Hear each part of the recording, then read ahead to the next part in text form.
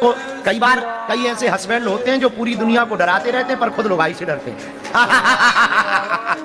ऐसे बहुत लोग होते हैं। हमारा ये चेला है, अब हम ये बताएंगे नहीं वो कहां को है, बड़ा नाम है उसको फेमस, और उसके क्षेत्र के लोग जिला के लोग डरते, भयंकर गुंडा भैया। अजय जी गलत नहीं कहते, एकदम गुंडा आदमी, बहुत गुंडा आदमी, लोग डरते हैं क्षेत्र। हमारे पास आओ 2-3 साल पहले, बोले दीक्षा लेने आप, हमें ही डर लगू कि ऐसे आदमी दीक्षा दें कि ना दें। कल के दिन इनको दिमाग खराब हो जाए तो बोलियन से बात करत, बोलियन से करते ही नहीं। अब दिमाग खराब हो जाए धरने, बोले होगा गुरु जी दे टन। हम तो गए का, बोलो दीक्षा लेनी है। थोड़ी देर सोचने के बाद हमने सोची बाहर में गो, ऐसे बिगड़े भाई आदमी को दीक्षा ना दे तो कोनो मतलब ही नहीं। इन्हीं को तो सुधारने, सुधरे को तो सब दीक्षा दे, अपन बिगड़े को दे। तो हमने दीक्षा दे दी, काना ने फूक दे, बड़ी श्रद्धा दिखा हम लोग गुरु हमके चेले, पर आशीर्वाद तो दे पर भीतर तो लगे। अच्छा वो आशीर्वाद भी ले तो कुर्ता ऊपर होगा पीछे दोनों दिखानी, अरे हमकी और खतरा। हमने बड़ा डांटो, हमके शर्म नहीं आती, तुम दीक्षा ले हथियार लेके आते, बल्कि उसकी वो लाइसेंस ही थी, आओ पिस्टल, आओ लाइसेंस ही थी। अब जो है एक दिन बोला कि 1-1.5 साल हो गए, बोले गुरुजी बड़ी कृपा है, घर चलो हमारे चरण रख दो। हमने कही ऐसो आदमी सुधर गो, चरण रख दे वो चाहिए, तो हम उनके घर गए। जैसे ही घर गए तो घर वाली ने बड़ी आरती करी, स्वागत भाव, भीतर जाके बैठे सोफा पे, दोनों ने चरण पकड़े। हमने धीरे से कहा, उनका बेटा हमें चाय पीनी है, चाय बनाओ। सुन के बड़े चौंके, वो बहू जो है पति से बोली सुन नहीं रहे गुरुजी या चाय पीनी। सो बोलो तुम बनाओ, वो बोलो एकदम ऐसे खड़ो, बोलो सो तुम बनाओ। घर वाले हम आज गुरुजी से मिल रहे हैं दीक्षा के बाद, हमें दर्शन कर लेना, तुम तो दिन भर रात होते, जाओ चाय बना के ले। जब हमने हालत देखी हमारा भी कॉन्फिडेंस लेवल बढ़ गया। फिर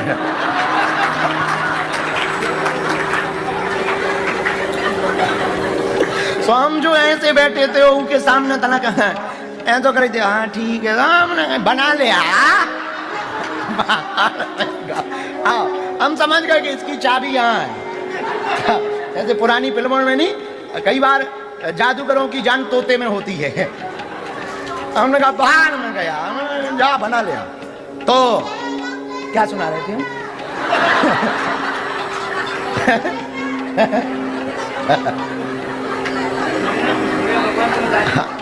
हाँ हमारे चक्कर में और भूल गए असली बात।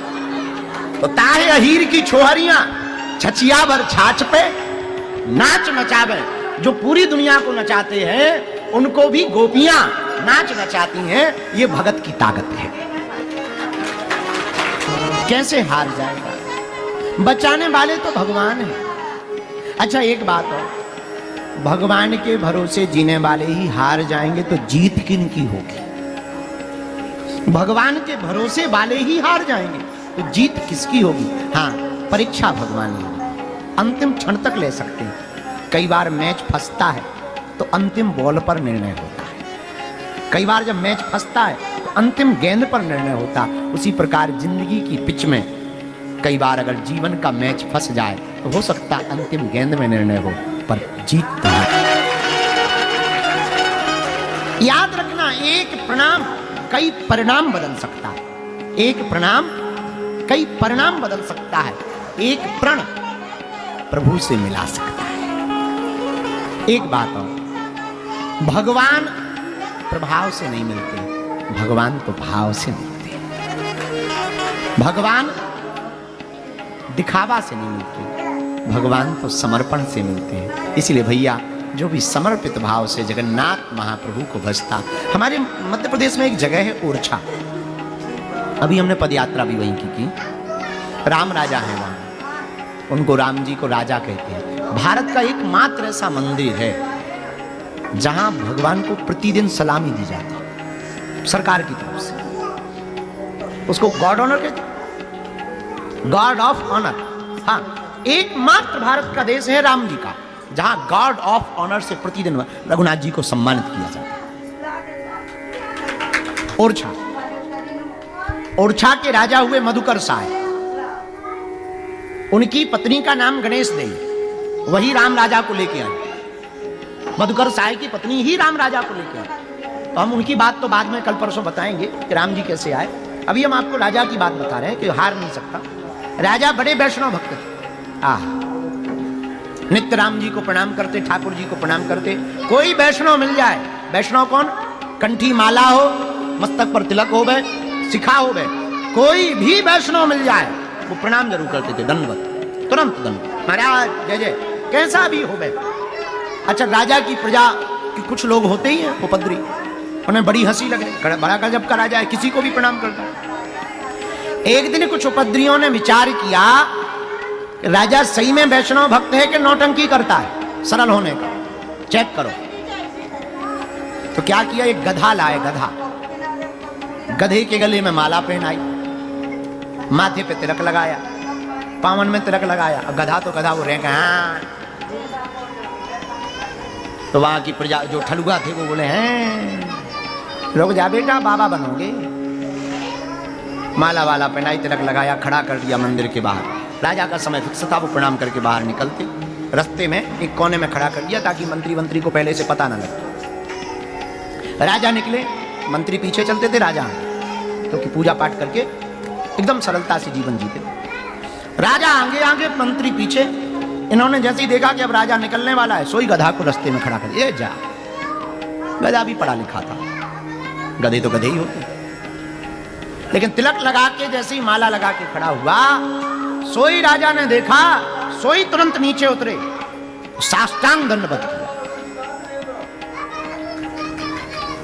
साष्टांग दंडवत किया। बड़ी विनोद की बात है पर बड़ी गहरी बात है। राजा ने पता है क्या कहा प्रणाम करके, बोले महाराज 2 पैर वाले वैष्णव तो हमने बहुत देखे, आज पहली बार हमने 4 पैर वाला वैष्णव देखा। और कथा कहती है श्री ठाकुर जी से रहा नहीं गया, ये कृष्ण भक्त थे, इनसे रहा नहीं गया, गधे के मध्य में ही श्री ठाकुर जी प्रकट हो गए और दर्शन दिया। इसलिए श्री जगन्नाथ का भक्त जगत से, जिसके उसे कोई मार नहीं सकता। भगवान की प्राप्ति बुद्धि से नहीं हो सकती, मन की शुद्धि से होती। हम नहीं कहते सुंदर कांड पढ़ोगे तो बाबा ने लिखा, निर्मल मन जन सो मोहि पावना,